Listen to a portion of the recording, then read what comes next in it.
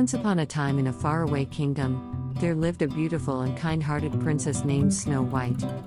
She had skin as white as snow, lips as red as roses, and hair as black as ebony. Snow White's stepmother, the wicked queen, was extremely jealous of her beauty.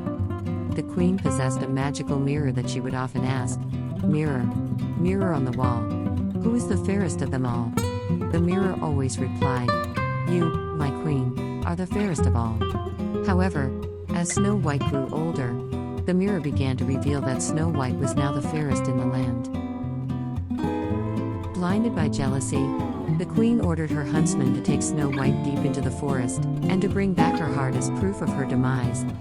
The kind-hearted huntsman couldn't bring himself to harm the princess and set her free in the forest. He returned to the queen with the heart of a wild animal, cheating her.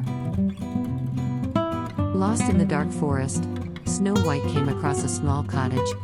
Inside, she found it to be the home of 7 dwarfs. The dwarfs allowed her to stay with them, and she offered to cook and clean in return for their hospitality. Meanwhile, the queen discovered that Snow White was still alive through her magical mirror. She decided to take matters into her own hands. She disguised herself as an old hag and, with a poisoned apple, tricked Snow White into taking a bite. Snow White fell into a deep, death-like sleep. The dwarfs, heartbroken, placed Snow White in a glass coffin to preserve her beauty. A prince who happened to pass by fell in love with her at first sight. He convinced the dwarfs to let him have the coffin.